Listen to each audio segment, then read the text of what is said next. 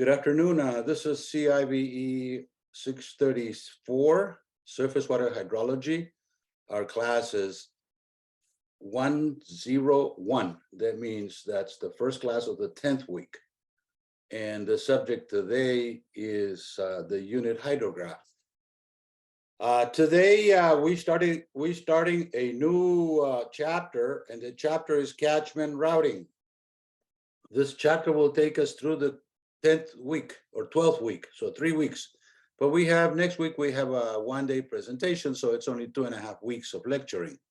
Then we go through the 12th week, and then we move on to the 13th, 14th, and 15th week. That will be the next chapter. That would be channel routing. And then the last one is climate change. So catchment routing. First, I should say at this point that catchment routing is the routing in the catchment. That's repetitious, but it bears repeating. That means the watershed or the basin. How does one do routing in the basin? Routing means calculations in time and space.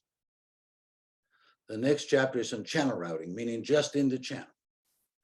And finally, at the end, we always close this class with climate change because we believe it is important that all of us be on the same page regarding this important subject of climate change. So let's go back now here. Today, I intend to cover G01, G02, and G03. And I think we can do that. So let me just go ahead. Okay, these are both vector and raster. And I was looking at it this morning, and I decided to do raster on the first one and vector on the other two because they're more comprehensive or rather complex.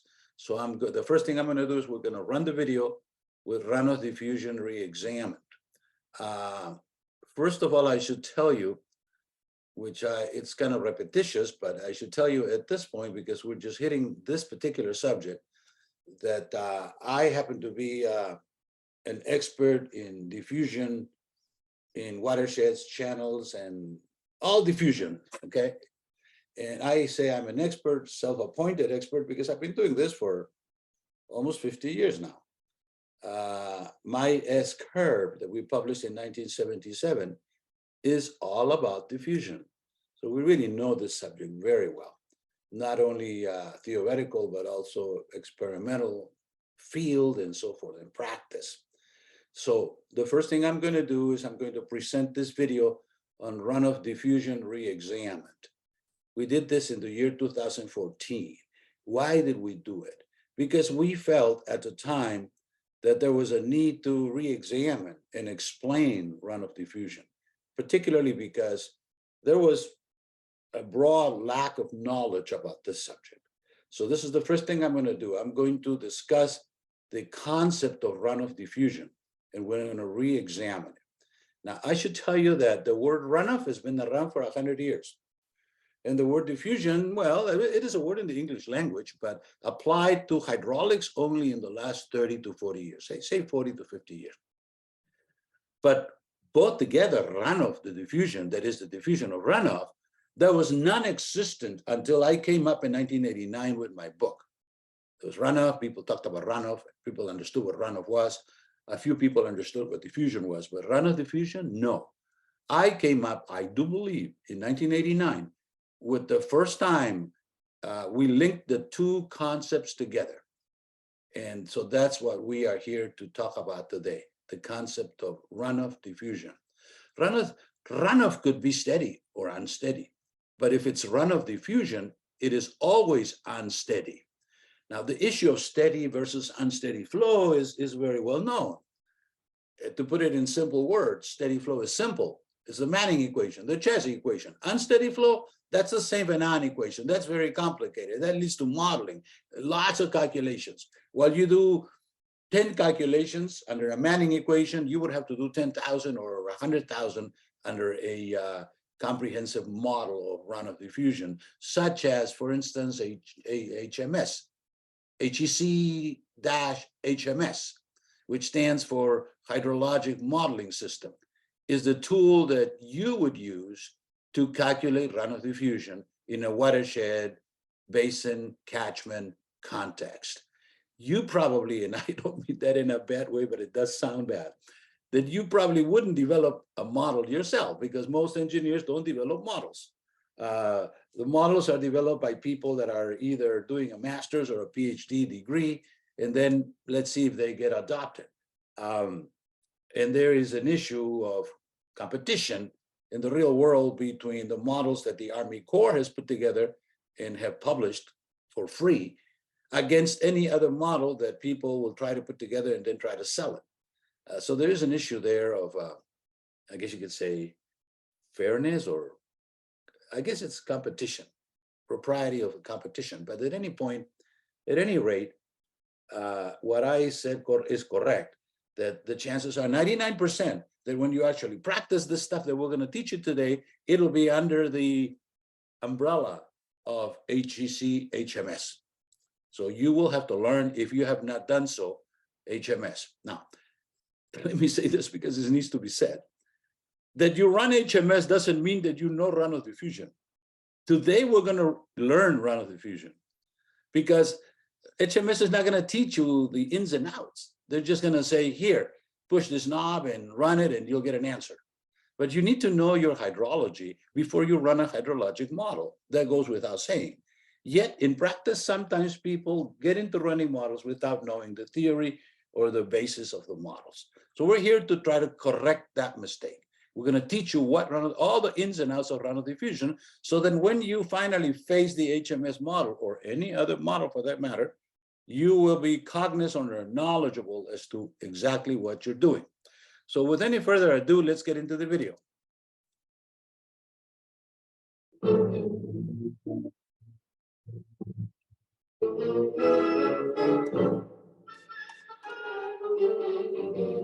Runoff diffusion is characterized by the spreading of the hydrograph in time and space. That's it. Spreading of the hydrograph in time and space. Did this hydrograph spread? The answer is yes, it did spread, because the inflow lasted 16 hours and the outflow has lasted roughly 21 hours. So they both started at 0, but the outflow is 21 hours and the inflow is 16. So that means it diffused. But it could only diffuse by losing its peak. Because if it didn't lose its peak, it could not diffuse. The mass would have to be conserved, right? So in this case, the mass, the volume under the hydrograph, when you integrate a hydrograph, you always get a volume. Integral of Q dt, delta T, is a volume. So the mass has been conserved. The water didn't go anywhere but under the two hydrographs, inflow and outflow.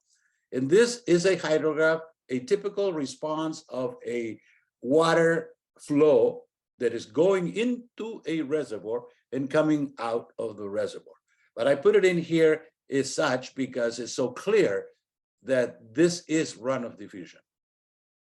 And runoff diffusion partakes, if I should say it that way, of reservoirs, channels, and watersheds or catchments. But the reservoir type of diffusion or runoff diffusion is very clear. And this is it. Flow through a reservoir always produces runoff diffusion. Always produces runoff diffusion. If a reservoir does not produce runoff diffusion, it's not a reservoir.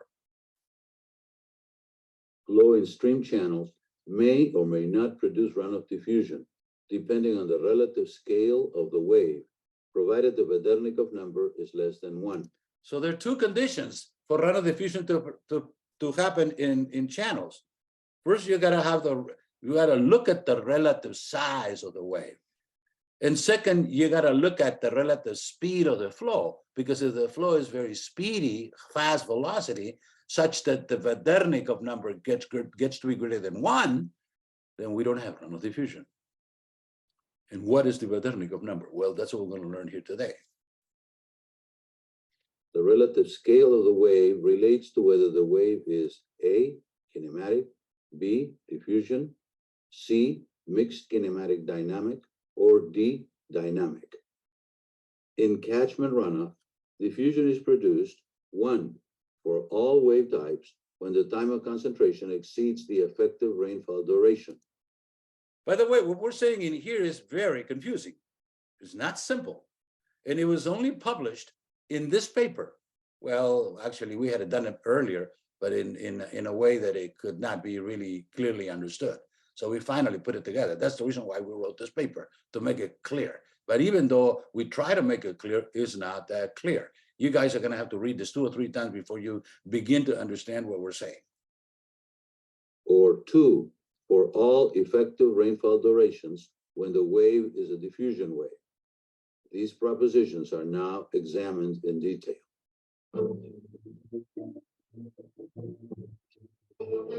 First, we start with diffusion in reservoirs, which is the easy thing to do, to understand the concept.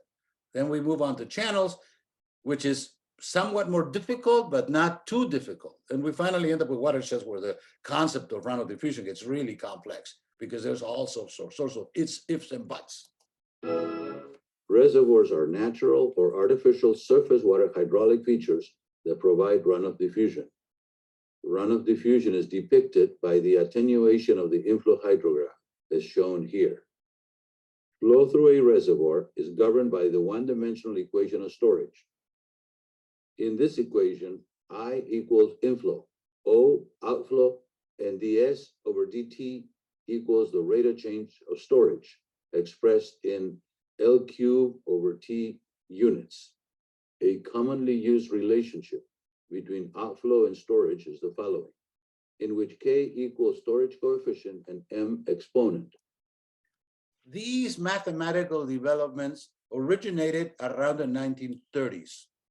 They are the oldest way to consider diffusion, okay?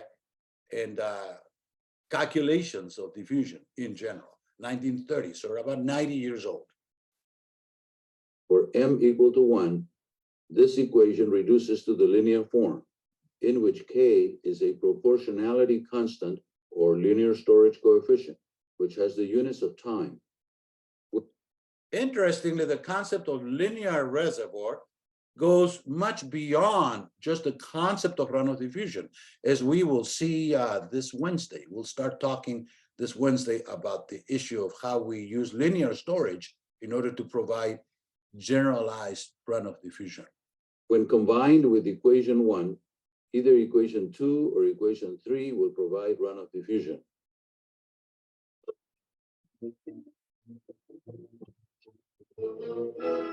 Channels are surface water hydraulic features which may or may not provide runoff diffusion, depending on the relative scale of the wave. The amount of wave diffusion is characterized by the dimensionless wave number, as shown here.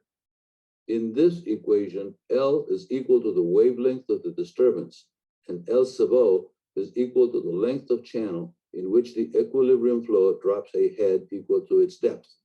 4 types of waves are identified. 1, kinematic wave. 2, diffusion waves. 3, mixed kinematic dynamic waves. And 4, dynamic waves. Kinematic.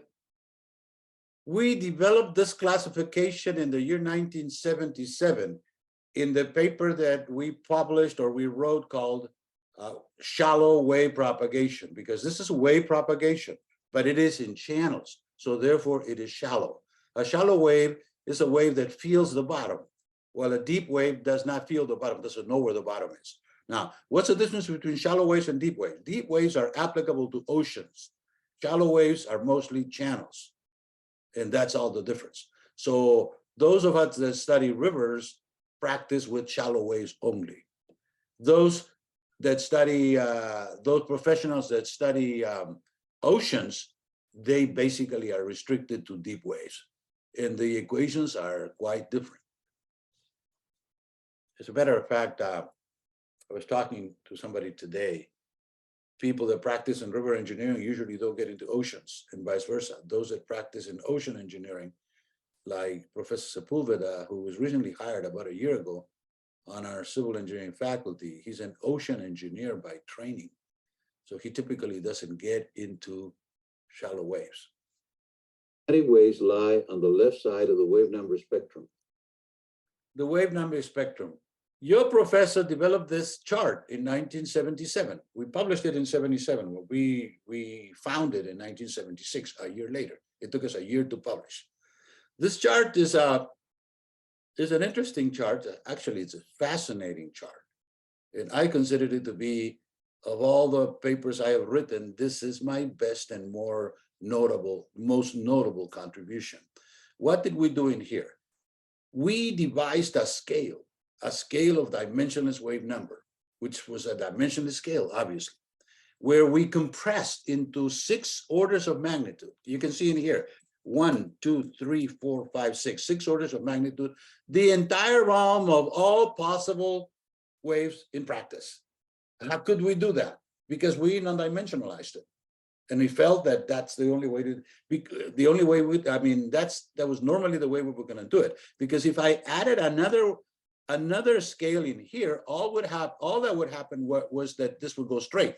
And on the left, the same thing. So it was not necessary for us to plot more than 6 dimensionless wave numbers.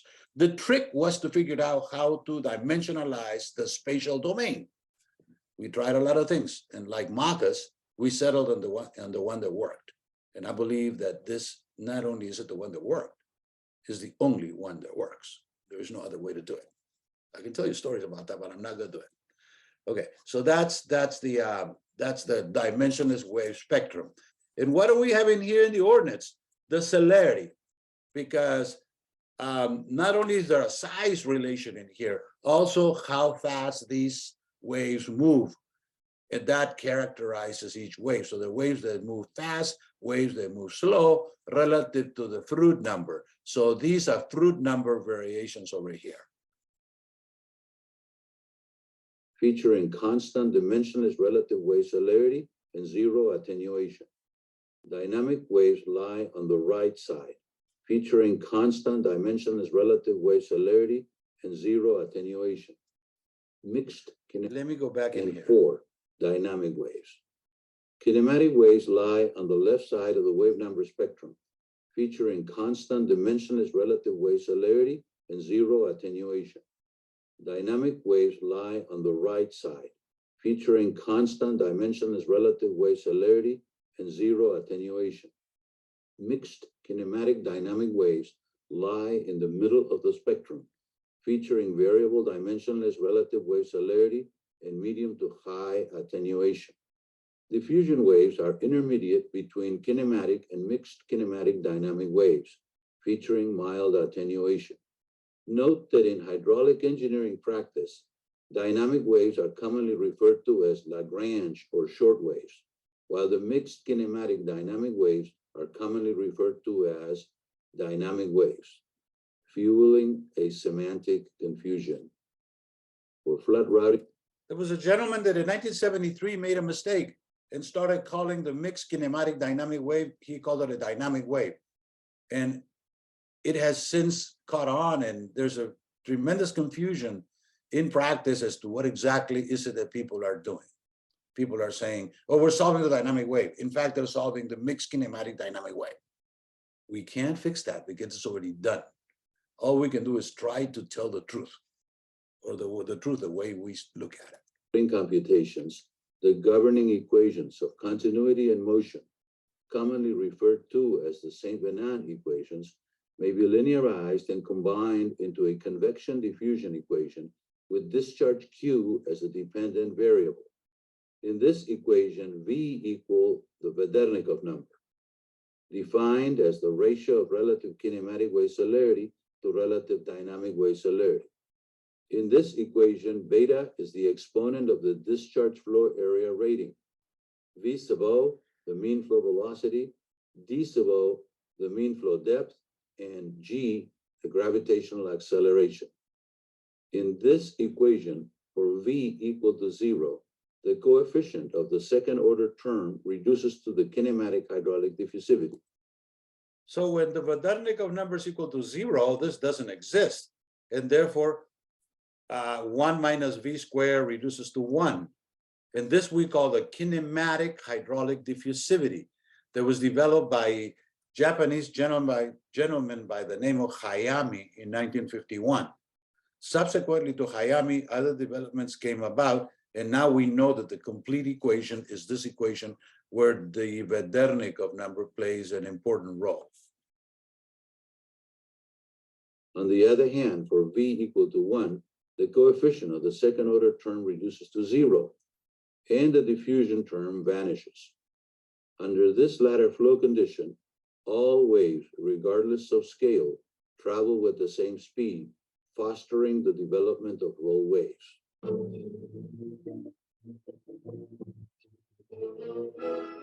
Surface runoff in catchments may be one of three types. 1, concentrated flow, where the effective rainfall duration is equal to the time of concentration. 2, superconcentrated flow, when the effective rainfall duration is longer than the time of concentration.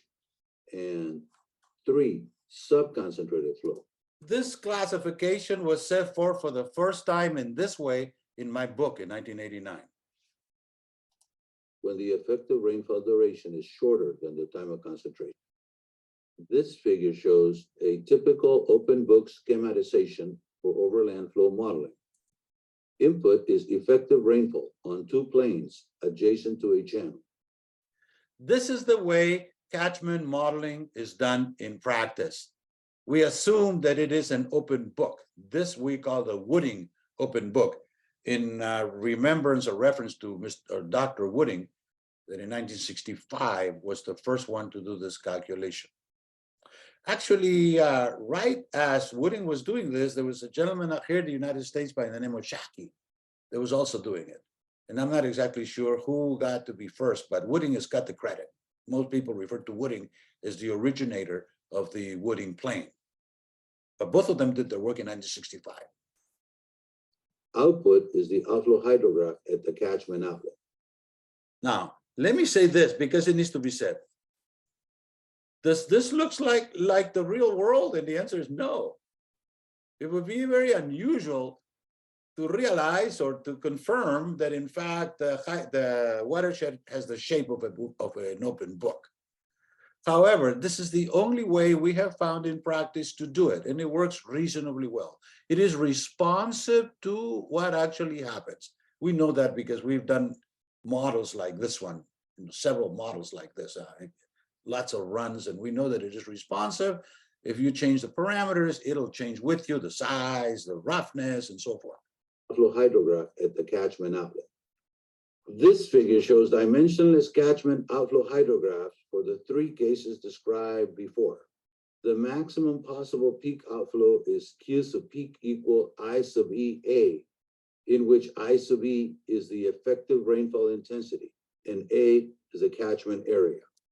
This means that the peak flow is going to reach a maximum according to the Wooding plane. So that maximum is going to be over here. It cannot go above that, because by the time I sub A times A is equal, that's the peak. You cannot have more than the peak. It reaches an equilibrium, so whatever is coming in is going out, and the storage is a constant. So there is no such a thing as hitting the roof with one of these calculations. They always have a roof by themselves, which is Q sub peak. And A is a catchment area. By definition, the maximum possible peak outflow is reached for superconcentrated and concentrated flow. However, in the case of subconcentrated flow, the peak outflow fails to reach the maximum possible value. So you can see that concentrated is right here. Super concentrated is too much concentrated, and subconcentrated not concentrated enough. But this produces diffusion already, because diffusion is the spreading. Has this spread the flow? And the answer is yes, because for it to spread the flow, it has actually cut the peak, while the others have not cut the peak, and therefore they didn't spread as much as you can see in here. So everything makes sense. Effectively, this amounts to runoff diffusion because the flow has actually been spread in time and space. Thus, runoff diffusion is produced for all waves when the time of concentration exceeds the effective rainfall duration. This is typically the case of mid-size and large basins for which the catchment slope along the hydraulic length is sufficiently mild.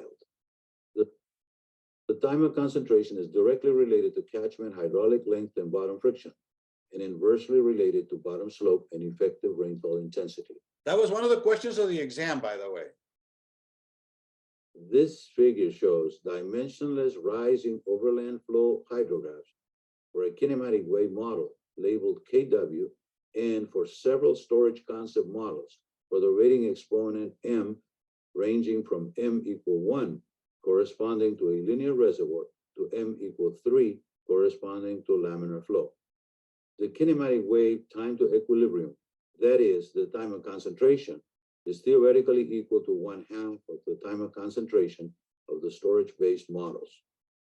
It is seen that the storage models spread the hydrograph and consequently produce diffusion, while the kinematic wave model lacks runoff diffusion altogether. The kinematic time. Anytime you have a peaked hydrograph, it lacks diffusion.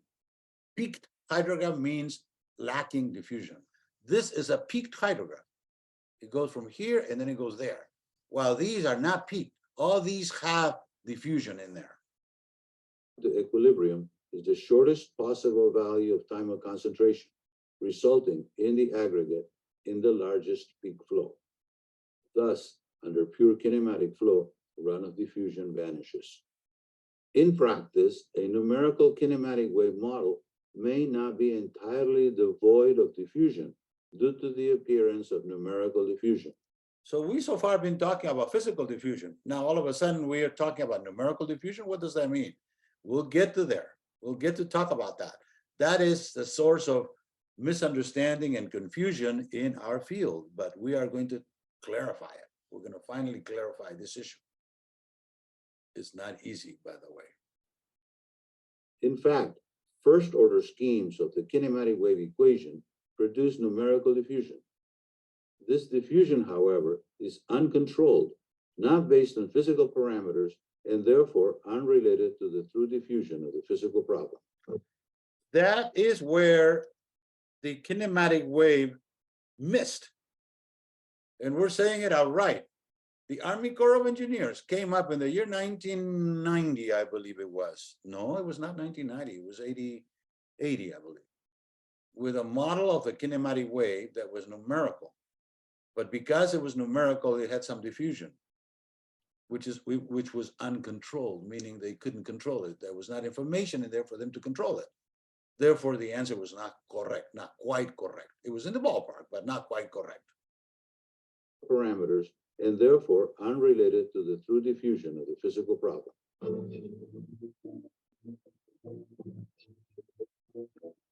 The concept of runoff diffusion is re-examined in order to clarify its role in connection with unsteady free surface flow routing in reservoirs, channels, and catchments. All flood routing calculations are effectively computing the amount of wave diffusion. Diffusion is the spreading of the hydrograph in time and therefore in space. Diffusion is inherent to reservoirs, and it is always produced in flow-through reservoirs. In channel flow, diffusion is produced by the absence of kinematic wave conditions, that is, under diffusion or mixed kinematic dynamic wave conditions, provided the Vedernikoff number is less than 1. At the threshold Vedernikoff number equal 1, all diffusion disappears, and this flow condition promotes the development of roll waves. What are roll waves? Roll waves are a physical manifestation of a bunch of things, but one of the things that is obvious that you have this train of waves, small waves, but they're there. And could these be dangerous? And the answer is yes. We have had several experiences in La Paz, Bolivia, that have shown these waves coming out of the channel and actually endangering life and property. We'll have a chance to talk about perhaps in more detail later on. This is one of the subjects that I have developed or have participated in the last 3 years since the year 2019. Actually, I'm going to have to take that back. I've been studying the Vedernikoff number since 1991. We published our first paper on the Vedernikoff number. So we've been doing this kind of work for 31 years now. But we didn't get to practice until I went to visit La Paz, Bolivia, because the stuff that we were doing was theory. We had not seen these channels in action. Fortunately, I had some friends out there in La Paz, whom I have met many years ago, maybe 10, 20 years ago, And they started sending me their information about the formation of roll waves in a couple of channels in La Paz, Bolivia. So in May of the year 2019, I went over there, visited them for a few days, and gathered all the data, all the information that they had. They actually shared all the information with me. And I was able to come back and write the several papers that we have written on this subject since then. In catchment runoff, diffusion is produced, one, for all wave types, when the time of concentration exceeds the effective rainfall duration. That is, for subconcentrated catchment flow, a condition which is usually associated with mid-size and large basins. Let's stop in there and let's go on. Let's give you guys a little perspective. Since 1889, we have had calculations of floods by the rational method, Q equals CIA. If you're not familiar with that concept, go back and review my book, chapter 4. It's available to you. You should do that. But that was not enough because it did not properly calculate diffusion. All it did was take the IA, which was the maximum value, you already know that, and apply a coefficient to account for the infiltration. The runoff coefficient was supposed to account for the infiltration.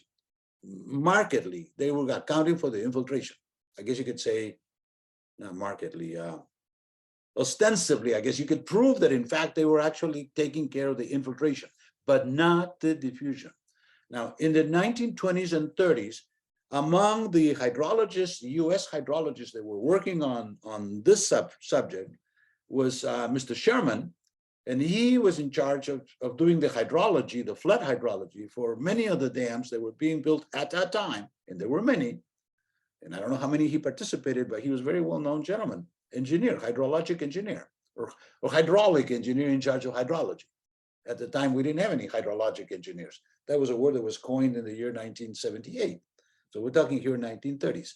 So Sherman decided that he could not use the rational method because he was dealing with large basins, and the rational method was typically working fine as long as you restricted your basin to a very small basin. Right now, the rational method is restricted in the US to 1 square mile or less. Some hydrology manuals actually reduce it to half a square mile. Half a square mile is only 320 acres, 640 is a square mile. So Sherman could not have done anything of substance with the rational method. So he decided to do what is referred to as the unit hydrograph. Now, what is the unit hydrograph? The unit hydrograph is a way of calculating runoff diffusion. Is runoff diffusion. He basically was calculating runoff diffusion. The only thing is that Sherman never uttered the word runoff diffusion. He just said, we're going to do a unit hydrograph. At that point, people took to what he had said, and he's widely credited with having developed the concept of unit hydrograph. But what is a unit hydrograph? It's a tool to calculate runoff diffusion. Or 2, for all effective rainfall durations, when the wave is a diffusion wave, which is usually associated with a sufficiently mild catchment slope. Sufficiently mild catchment slope. Why is it that Sherman ran into this problem? The answer is he was working with watersheds that were from 2,000 square miles to 5,000 square miles, large watersheds. The larger the watershed, we know now for a fact that the milder the overall channel slope. And here we're saying sufficiently mild channel slope. So the mild slope would produce runoff diffusion. In conclusion, in catchment runoff, diffusion is produced in 1, mid-sized and large basins with long time of concentration, and or 2, mild catchment slopes, which typically feature diffusion waves. Right, you don't have to have a large basin like Sherman was involved with. You could be in Florida with a small basin, a small drainage, and have close to zero slope, because in Florida you have quite a number of those, because there's hardly any slope out there. Not left, not north, it's basically very little slope. At that point, you would have to use some means of calculating the diffusion in Florida. I do not believe you'll find that anywhere else in the United States. Florida is got to be the flattest state that we have in terms of practice. Where is the flat slope so that we can calculate runoff diffusion? In Florida. Okay, there's stories on that, but I'm not going to get into that at this point.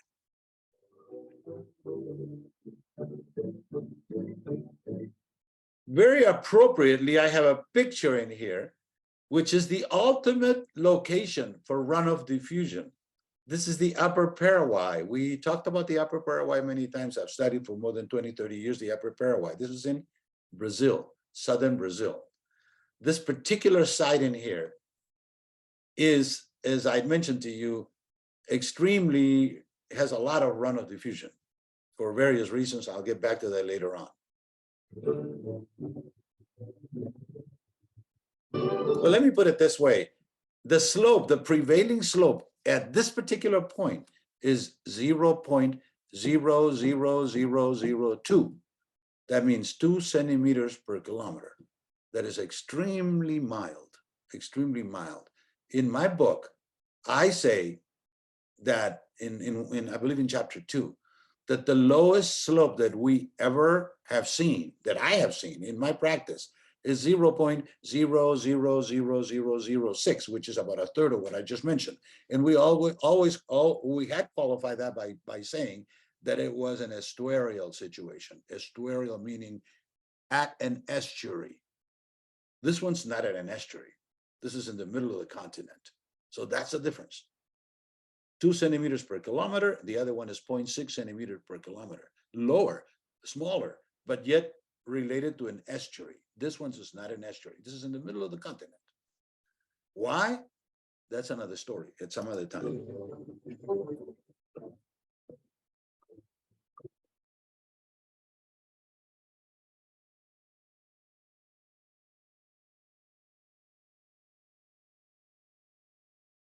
Okay, so now we're going to shift gears in here. We're going to go to a little practice and a little more simpler things.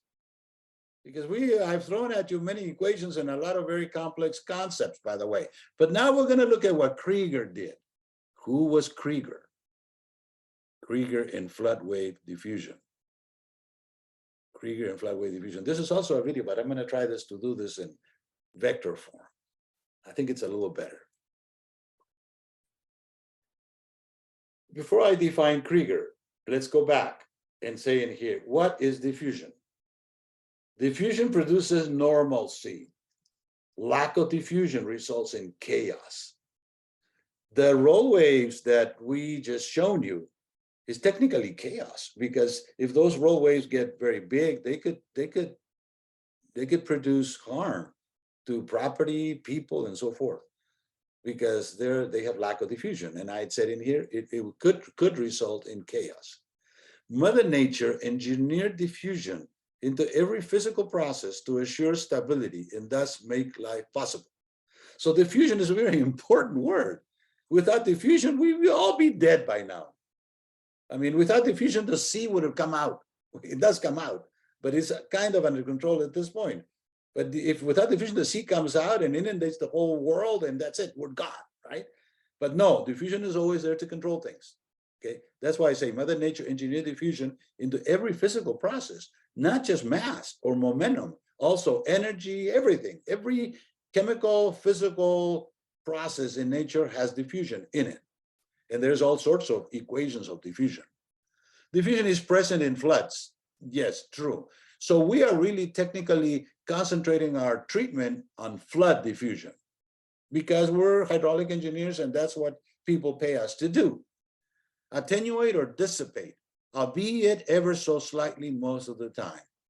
So floods diffuse, but they diffuse a little bit. So why is it they diffuse a little bit? Why don't they diffuse a lot? If they diffuse a lot, they cease to be floods and nobody would complain. But the fact of the matter is that the floods are there and people are complaining about having been flooded. So it's there, diffusion is there, but it is not very strong. The essence of flood hydrology is to calculate the amount of diffusion in a flood wave. So that's what we're doing. We're calculating the flood wave as it moves downstream, and we want to know exactly how does it go. Does it go to 70% of its strength in 2 hours or 5 hours or 10 hours or whatever? That's the job of a hydraulic engineer that is charged with doing routing, meaning the actual calculation in time and space of the wave, of the flood wave. Thus, flood diffusion is of paramount importance in hydrologic engineering practice. hydrologic and hydraulic. We don't make a difference. Although I said in hydrologic, I think I already said that the routing stands in the middle between hydraulics and hydrology. So if you're doing routing, you're both. You can call yourself a hydraulic engineer or a hydrologic engineer. Suffice it to say that at this point, hydraulic engineers have been around for 120 years, because that was the time when society started building the dams, 120 years prior. As a matter of fact, it's been said that prior to the 1880s, there were no contemporary dams built in Europe or the United States. It was now 1880, the first dams, to collect water to hold it for people, 1880. Hydraulic engineers were born at that time. The hydraulic engineers were the ones that civil engineers that actually deal with the conveyance, the study, and so forth of water, right? So where does hydrologic engineering come about? Well, things became so specialized that by the late 1900s, around 1970 or 80, it became necessary to set them apart. And there was a gentleman working out of the Army Corps of Engineers who had a lot of power, and he got some monies funded from the federal government to create the Hydrologic Engineering Center at Davis, up in Northern California, 1968. So that's the first time that the word hydrologic engineering was uttered in the English language. Prior to that, there were no hydrologic engineers. Everybody was a hydraulic engineer. 1968, that was the birth of hydrologic engineering. And then it took at least almost 18 years for ASCE to get their act together, as they say, and generate or create the Journal of Hydrologic Engineering, 1996. So from 78, 88, 98, so 18 years later, the first Journal of Hydrologic Engineering came about. And interestingly enough, your professor came up with his, Pete Hawkins and I wrote the runoff curve number paper with such luck that when we submitted it, they were just getting ready to publish the first issue of the Journal of Hydrologic Engineering, January 1996. So flood wave diffusion. Flood wave diffusion exists in all flows with Vedernikoff number less than 1. Now, everybody worth their salt, as they say, knows the Froude number. Of 100 engineers that know the Froude number, there's 3 or 4 that know the Vedernikoff. I know I say that because I can say that. I have experience. So where did the Vedernikoff go? And the answer is, well, there was a lot of stories out there, but the point is that it's a relatively new subject. I'm spending my life now, my time, talking about the Vedernikoff number in various venues, several venues. Why? Because people want to find out about this Vedernikoff number stuff that Professor Ponce seems to use or ascribe so much importance, right? 1991 is when we first came out with the concept of Vedernikoff number. There it is. New perspective on the Vedernikoff number. Uh-oh, that's okay. We're fine here. For hydraulically wide channels with Chesney friction, the condition V equal 1 is equivalent to Froude number equal 2. For hydraulically wide channels with Manning friction, the condition V equal 1 is equivalent to Froude number equal 1.5. Thus, in practice, all turbulent flood flows diffuse for Froude numbers less than 1.5. So there's a relationship in there that is not very clear. And it is not 1. It's either 2 or 1.5. So now at this point, we really have to distinguish and say quite correctly that there are 2 critical numbers out there. One is the Froude number equal 1 that everybody acknowledges is the critical flow. But then there's another Froude number that is critical, which is 1.5 or 2, depending on Chesney or Manning. And you guys know how I have talked about that, and I said that Chesney is better than Manning. So I'm going to forget about the 1.5. I'm going to talk about Froude equal 2 equal Vedernikoff equal 1. That's the one I'm zeroed in for Froude equal 2. So there are 2 important numbers in hydraulics, Froude equal 1 and Froude equal 2. And Froude equal 2 is Vedernikoff equal 1, because the numbers are Vedernikoff and Froude. That we said in our 1991 paper, okay? Under natural conditions, it's extremely rare to find flows with Froude numbers greater than 1. That's Jared. That's natural conditions. But interestingly, there's a whole lot of channels out there that are not natural, that we made them. We built them in the last 50 to 100 years. Those are the ones that are developing the Vedernikoff numbers equal 1. Because Vedernikoff number equal 1 requires a Froude equal 2. And I already told you, Jared said that in nature, Mother Nature doesn't like for a number equal 2. Stays at 1 because of the Ponce equation. You guys already know that, okay? So it may be reasonably assumed that given enough time and space, all flows will diffuse, attenuate until they eventually become of the equilibrium flow. That is Mother Nature in action. She wants to diffuse the flows and make them so that they're no longer waves. They're part of the main flow. Attenuation of flood wave, amount of flood wave diffusion. The amount of flood wave diffusion is controlled by the hydraulic diffusivity of the diffusion wave equation. The diffusion wave equation is an extension of the kinematic wave equation that adds a diffusion term that is a second order term. The diffusion coefficient or kinematic hydraulic diffusivity, originally due to Hayami, I already mentioned that, is this equation number 1 in here. So who is this Hayami guy? He was a professor out there in Japan, and in 1951 came up with the first equation. That what he did was he combined the continuity and momentum equation, did a lot of sophisticated math, perturbation and so forth, perturbation theory, and came up with that equation that I have already shown you in the previous video. He called it the convection diffusion equation. And since it was a convection equation, it had a convection coefficient. And if it was a diffusion equation, it had to have a diffusion coefficient. And this was the first time, 1951, that anybody had come up with a term for the diffusion. He was the first one that calculated this thing.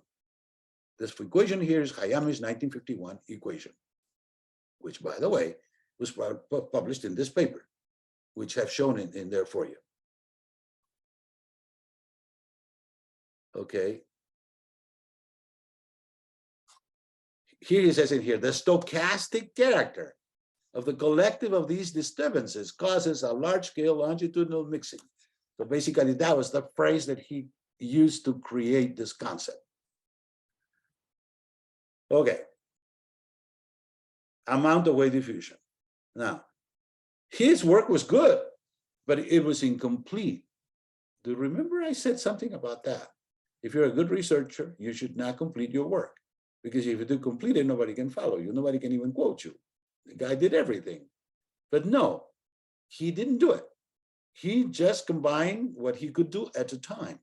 Later on, other people, namely Doug et al. First, Doug. Who's Doug? Doug is an Irish professor who late 50s and early 60s gathered more information and came up with a better equation than Hayami's. Subsequently, there were a couple of Polish people that in 1982 went to work with Doug. By that time, Doug was a big guy, big professor in Ireland. And they published a 1982 paper improving the work that Doug had done. And then I came later, and in 1991, saw it all and expressed it all in this way, number 2, equation number 2. They were also, Doug et al. Were also short of coming up to the end of the equation. We came up to the end. We said that it was the Vetternikov number that wanted to control the diffusion. So that's it. That's the number. Now, floodway diffusion in drainage area. In engineering hydrology, floodway diffusion increases with drainage area. This observation is supported by equations 1 and 2.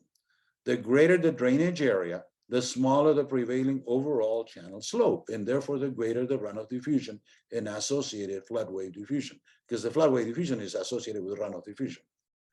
For comparison purposes, Table 1 lists the characteristics of the world's 4 greatest rivers. The greater the river, the larger the basin. The larger the basin, the milder the basin. As expected, local values exhibit a wider range in values of channel slope. We have the Nile, we have the Amazon, we have the Yangtze in Asia, and then we have the Missouri, Mississippi.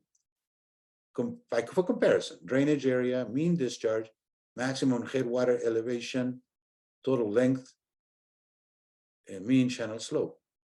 So now look at this mean channel slope, 0.0025, 27, 0.0087, 0087, 0048. These are all kind of small slopes, but nothing compared to what we see in the Paraguay. The Paraguay is 0.0002. So the Paraguay is 1/10 of this.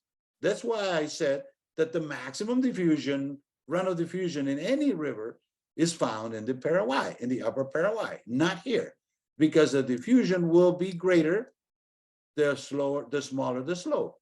Why do we say that? Let's go back to Hayami. Hayami basically said in his equation that the slope is zero, the diffusion is infinity. Correct? Right. The slope is never zero. It has to run. Actually, the slope is zero. If the slope is zero, you end up reservoir and the diffusion is infinity because the water surface slope is flat, completely horizontal. There's no diffusion. Like, I mean, it diffused everything that it could diffuse, right? But that's not the case in the river. Like I said, the 0.00002 is one of the smallest, is actually the smallest that I have ever found in all my practice. Okay, so can you envision a channel that has no diffusion and one that has a whole lot of diffusion? The answer has to be with the slope. We also have the Q over here. So the slope is not the only one, but the Q has not a clear role because it's in the numerator. So the only thing we could say in here clearly is that when the slope is zero, the diffusion is infinity. But the Q, this Q in here does not vary a whole lot. The Q lowercase does not vary a whole lot. The Q that varies is the uppercase Q. But by the time you divide the uppercase Q by the width, the lowercase q does not vary a whole lot.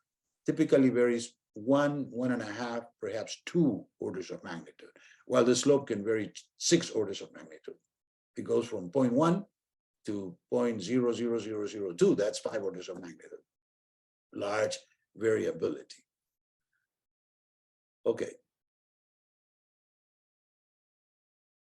Okay. So we have 2 examples in here, over here.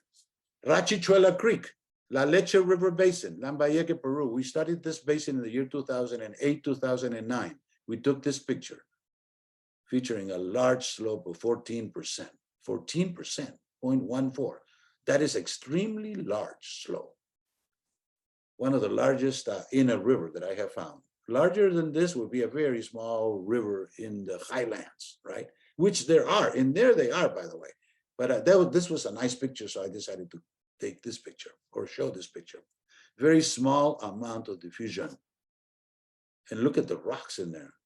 What are those rocks doing out there? And the answer is very clear. They are resting. The next time it floods, it will move. Those will move.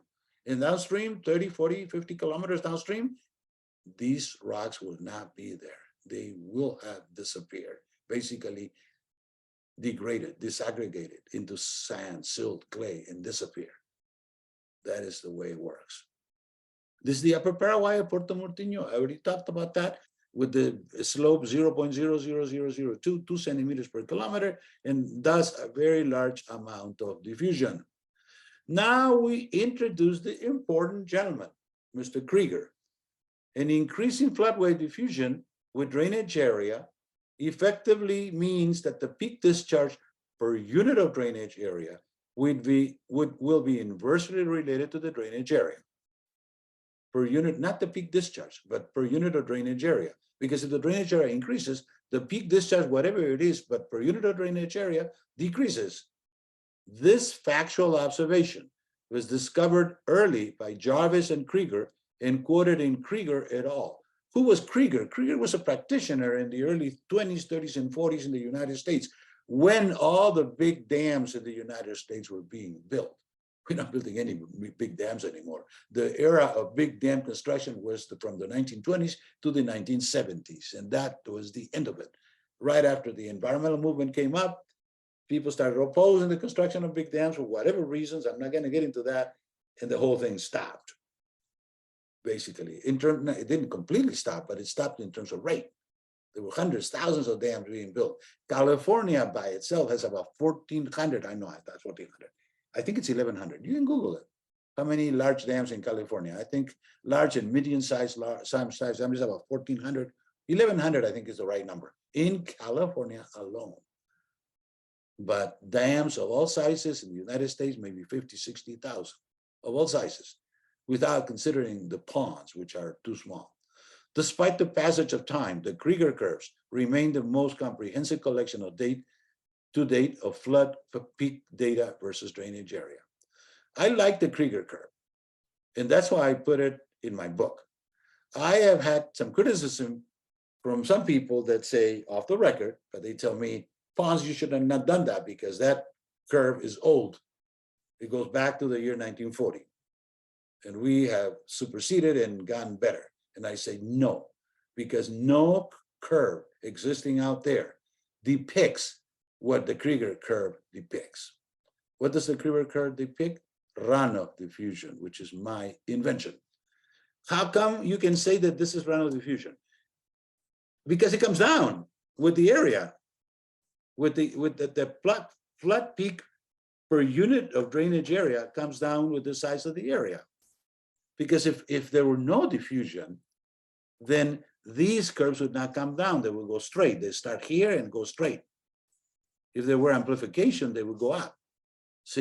So the rational method, basically, if you apply the rational method, it would be the same peak over here, and you could not account for the diffusion in the rational method. You could not. You could not, how can I say, realistically, or I guess you could say rationally account for the diffusion. So why is the rational method called rational method if it does not account for diffusion? Because at the time, 1890, when it was developed, we were not even considering diffusion. It was just an issue of convection. So therefore, whoever developed the rational method, I think it was Schlichting or something like this. Shoot, I can't pronounce the name. He was happy that he developed a way of accounting for the convection, the IA, not the diffusion. And that was it. That was 1889. And so the word diffusion came up later, much later. As a matter of fact, the word diffusion came up with the work of Sherman, only that Sherman never used the word diffusion. He just said, I'm going to develop the unit hydrograph for that particular basin. So that's a good thing about the Creager method, that it does provide for diffusion. So he came up with this equation, which is an oldie but goodie, okay? Now, is this equation being used in practice? And the answer is yes and no. You don't have to. Nobody's going to say, use the Creager curve. But you could use it if you want to. It's very simple. We have a calculator to use this equation. We have a calculator. Give me an A and give me the coefficients, which coefficient you want. And he gave us 3 coefficients. Basically, he plotted 500 floods all over the world. And this is what he came up with. As a matter of fact, he's got 3 envelopes in here. Not all the floods are covered, because it was not his intent to cover everything. It was his intent to follow the trend of diffusion, although he did not call it diffusion. He just said, this is the way it's going to work. I don't blame him. At the time, he could not have done it. It was too early. He was working in 1930s, 1940s. The word diffusion came about in the 70s and 80s with the advent of the electronic computer and the fact that we could do this calculation hundreds, millions of times, meaning use a million calculations in doing one calculation. And we did that starting in the early 80s for 30 or 40 years using the models. So summary, the Creager curves are reinterpreted in light of the prevailing theory. I say reinterpreted because, like I said, a lot of people consider the Creager curves passé, something old. We shouldn't even talk about it. That's not correct, though. Experience shows that greater floodway diffusion corresponds to larger drainage areas, confirming Hayami's diffusion analogy model of floodway propagation. Thus, the trend of the Creager curves admirably reflects the floodway diffusion that is inherently present in nature. So with that, we end this paper, and we have a few minutes here, and I'm going to move on to the 3rd paper, hoping to finish. And if I don't finish, I'm going to just kind of wrap it up and have you go to the video, because we have a video of this. Synthetic unit hydrograph explained. How did this paper originate? This is a web paper. It hasn't been published. You're looking at it. There's nothing outside of the web that would talk about this.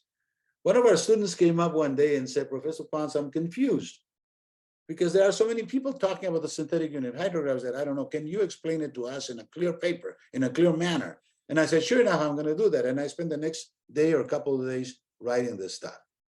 Not that I had to learn it. I already knew it because it's in my book. It's everywhere. It's all the work that we've done.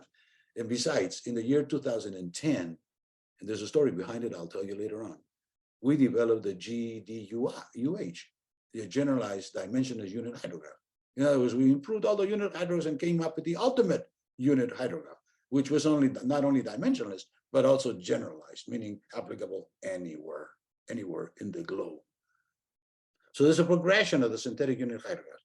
We start with Snyder, we move on to SES or NRCS, we move on to, or sidetrack a little bit and go to USBR, and then we find that general dimension is unit hydrograph. That doesn't mean to say that there's only 4 unit hydrographs out there, 1, 2, 3, 4 in scale of complexity. There's probably 5, 6, or 7, but we don't want to mention those because they were also RANs. These are the important ones. So I'm going to start by defining what a unit hydrograph is. A unit hydrograph is a hydrograph of a given basin that is produced by a unit depth of effective rainfall. So you have effective 1 inch of rainfall. What's going to be the response of that catchment? That is what Sherman did. There's several possible durations, right? The duration is something that needs to be considered. So each basin could have many hydrographs, many unit hydrographs, depending on the duration of the particular unit hydrograph. A given basin can have several unit hydrographs. Once you have 1 unit hydrograph defined or developed in one way or another, you can do a method. There's a couple of methods that are in my book, by the way, that will allow you to, without creating the new unit hydrograph, to actually convert that unit hydrograph that you have into some other duration unit hydrograph, like you convert the 1 hour unit hydrograph to 2 hour unit hydrograph. Because you cannot say, this is the unit hydrograph for this basin. No, you have to say, this is 1 hour unit hydrograph or a 3 hour unit hydrograph. Otherwise, it doesn't make sense. Okay, and why that? Because it's a unit depth, but the duration is not implicit in the name. So you got to use the duration. Okay, the unit hydrograph embodies the diffusion properties of a basin. Right there. We were the first ones that come out and say that in our book. The unit hydrograph is a means by which basin diffusion may be calculated. In practice, basin diffusion is commonly referred to as basin storage. Steeper in storage and diffusion are alike or kin, the same thing. The only difference is that diffusion is a better, fancier word than storage. Steeper basins have less diffusion. Milder basins have more diffusion. The main parameter of a unit hydrograph is the basin lag. The longer the lag, the more the diffusion. The peak flow of the unit hydrograph is inversely related to the basin lag. So we are going in here reiterating on the work that Sherman did in the year 1932. He published his paper. Interestingly, some people say, I think quite correctly, that Sherman was not the one that originated the concept, that he borrowed his ideas from earlier work. A couple, 3 years earlier, there was some work that was published in the Journal of the Boston Society that had already expounded on the unit hydrograph. But suffice it to say that Sherman was very popular, presumably very important gentleman, and he picked up the credit and he ran with it. And most people don't know that perhaps he didn't do it, or he didn't develop, or he did not originate it. Never mind, it doesn't matter. The unit, he made it possible for us to work with the unit hydrograph. Unit hydrographs can be derived from rainfall runoff data, but the procedure is time consuming and hardly anybody does unit hydrographs from rainfall runoff data. They all do synthetic, meaning somebody else has already done it. Let's go and find how he did it and use it, reproduce it, repeat the work that somebody else. That somebody else would be either Sherman, or actually no, Sherman was the guy that developed the idea that the fact that the calculation could be done using a unit hydrograph. But then we had to wait until people thought about that for a while. That was exactly 5 years or 6 years. Snyder came about. He was working with the Army Corps, and he was basically told, I wasn't there, but I can surmise, that he was told by the Army Corps, we got this method by Sherman, let's apply it. You develop a synthetic unit hydrograph because we don't want to mess with the data. If you give us a synthetic hydrograph, it'll be okay. So the synthetic hydrograph is a way of calculating a unit hydrograph without using data. So if you don't use data, then what is it that you're going to be basing the unit hydrograph? The answer is on a whole bunch of data. And he used data from the Appalachian Mountains in connection with large basins to develop his synthetic unit hydrograph. Okay, the synthetic unit hydrograph retains all the features of the unit hydrograph, but does not require data, derived from theory and experience. And its purpose is to simulate basin diffusion by estimating the basin lag based on a certain formula. The first synthetic unit hydrograph was developed by Snyder in 1938. That was 6 years after Sherman. In order to provide sufficient flexibility for simulating a wide range of diffusion amounts, Snyder formulated his method in terms of 2 parameters. So he made the problem based on 2 parameters. He could have done only one parameter, but it would have been less flexible. Since he was working for the Army Corps, and the Army Corps had basins of all sizes, mid-size and large, he was basically told, give us 2 parameters because 1 parameter is not going to be enough. So he did. He said the parameters are the time parameter, C sub T, and the peak parameter, C sub P. So in a Snyder method, the gist of the whole thing is to figure out what the C sub P and the C sub T should be, and bingo, you develop the synthetic unit hydrograph. And the Army Corps was happy. They're so happy that to this day, 1938, 1920, 84 years old, it's still being used, the Snyder synthetic unit hydrograph, to develop unit hydrographs. By the way, I should mention at this point that the theory and the practice of unit hydrographs is the second stage in the calculation of floods. The first stage is rational method, simple, easy. You can do CIA, that's it, you're off the hook. The 3 calculations, 3 products.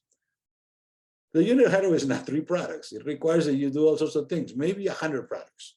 By the time you get the Snyder method and the data and this and this and that, it'd be good you had a calculator now, because hardly anybody is using hand calculations these days. I mean, you got 300 Professor Ponce's calculators on the web, plus all the expertise, 30 years of expertise in Excel, and many people are very adept at Excel. You can put all this stuff in Excel in a few hours and then use it forever. And it'll be your model with your accomplishments and your mistakes, if you have some. Okay, most people don't, though. They check it many times. So that's the Snyder method. Then came later on NRCS. NRCS wanted to reproduce and emulate what Snyder had done. Let's not forget that Snyder had worked with the Army Corps. And I should say this, I was not the first one that said it, by the way. Reisner said that in his book, in his famous book. He said there's competition between the agencies, the water agencies. The Army Corps and the Soil Conservation Service are competing, and the Bureau, Army Corps and the Bureau on the large dams. The NRCS, no, because the NRCS never built a large dam. They don't need it. But nevertheless, the NRCS felt at the time that they wanted to have a unit hydrograph that was synthetic, similar to Snyder's, but not Snyder's. Why? Because the Snyder method was geared for a large basin. And the Army, the National Natural Resources Conservation Service had no business working with large basins. They were given the command, or rather the instruction by Congress, to go to the very small upland basins. So the Natural Resources Conservation Service basins were 1 square mile, maybe 5 square miles. They actually had an actual practical limit of 10 square miles. The Army Corps would laugh at that. The Army Corps would say, we start at 100, we go to 5,000. You guys start at 1 and go to 10. So it's an entirely different problem. And so it was. So because it was a different problem, it was presumably a simpler problem, and they decided to junk one of the parameters of, or drop one of the parameters. So they used only 1 parameter. It's not flexible, but it fits the requirements of the Soil Conservation Service of the time. Later on, it became the Natural Resources Conservation Service, 1996. So what we now call NRCS used to be, until 1996, it used to be called SCS, for Soil Conservation Service. So they did this in 1954. They came up with their manual, the NAH4 manual, and they controlled it by setting the time to base to the time to peak at 8/3. They said that that fit the center of their data, 8/3. What does that mean? How does it, first of all, how does it compare with the rational method? What is the T sub BT over TP for the rational method? And the answer is 2. Because in the rational method, the hydrograph, the response hydrograph, is an isosceles triangle, which equal time to peak as time to base. So time to peak, twice the time to peak. So in here is 8/3 time to peak, so there's 2/3. So the Soil Conservation Service is 2 2/3, which is 8/3, compared to 6/3, which is 2. So it's a little bit more diffuse. A little bit more diffuse. If you calculate the Snyder, it gets to be 4 to 5. Here is 2.2 2/3. Rational method, 2. So you can see how this goes. Rational method cannot go below 2 because Going below 2 would have meant that there was no diffusion, that it was the opposite. And since all hydrographs were supposed to calculate diffusion, not the opposite, lack of diffusion, therefore 2 was the lower floor, the floor of this whole thing. So rational method, 2. Soil Conservation Service, 8/3. Snyder from 4 to 5, because they were large basins. That's all there is to it in terms of this parameter. At about that time, USBR also came up. USBR had to do it because they had the charge to do the dams in the Western United States. Why Western United States? Because the Bureau of Reclamation only does dams in the dry area in the Western United States. They have no jurisdiction outside of the 11 Western United States. They cannot physically go there. They will be out of bounds. So in the Western United States, they separated everything into 6 parts as named in there. The Great Plains, the Rocky Mountains, etc., is named in there. And they used their methodologies, whatever it was, to develop the unit hydrographs. They are numeric unit hydrographs. They're fine for their practice. I have not used them in an actual application. They're kind of involved and cumbersome, I should say. But I really have had no reason to work that. That doesn't mean that I don't know the methods that we research the method. They're in my book. All of these stuff, all the stuff is in my book in chapter 14. In my book, I was told by people that knew at the time to write a chapter on the practices of the various agencies. So we picked up the various agencies. That was the Army Corps, the Soil Conservation Service at the time, the Bureau of Reclamation, the Geological Survey, and the TVA, and some other agency. There were 6 agencies that were written into my book. As far as the Bureau of Reclamation, we put the stuff in there because we thought it was important. It was distinctive that the Bureau had come up with a way of calculating the unit hydrographs. And finally, the last but not least, the GDUH, which is entirely, well, I'm not gonna say entirely. I am with Tim Berners-Lee, who said that he should be credited with the 1% he added to the web. He's a very, very humble person. Tim Berners-Lee is, I guess, he's my hero for one thing, but he should be your hero also. Because without Tim Berners-Lee, we would go back to the 1970s. We wouldn't have a cell phone, we would have hardly anything. Okay, the last 50 years, we've gotten really, really sophisticated in terms of technology. There was Tim Berners-Lee who at one time said that he hadn't done anything, hardly. Maybe the 1% or 2% that I added at the end. Not quite correct in terms of significance and importance, but I'm going to say the same thing. In terms of the GDUH, which is my development, we put the stuff like a jigsaw puzzle, putting together information from all sorts of people. And we finally came up with this. And I'm going to share with you, this is because this is a good story. How did I get to do this? And the answer was that I thought it could be done. And that's the first important thing about a researcher. You have to feel or think that it could be done. I said, all this stuff kind of, it looks like it's different, but it's really the same. We have to put it together and fit it like a jigsaw puzzle. So in this course, in the year 2009, I had about 6 students, and we had to give them projects. So there was a gentleman that came about, one of the students, and I said, okay, this thing needs to be done. You want to do it? And he says, yeah, I could do it. I'll try anyway. So I gave him the project to do this sort of thing. This is all the elements and try to fit it all together and come up with a GDUH. I'm not sure if at the time we called it GDUH, but that was the objective. And he worked very hard, and he couldn't do it. And he couldn't do it because it was difficult. And he didn't have the training or whatever it was. I think he spent a lot of time, but he couldn't do it. He just lacked the spark that required to do this. So I said at the time, I said, well, he didn't do it. So what am I going to do now? So then I sat down, and I think it was a weekend. It could have been a weekend or 4 or 5 days. I think it was a whole total of 7 days. Well, we were looking at this, and we finally did it. We created this whole thing in 1 week just because the student had not completed the work, and it had to be completed.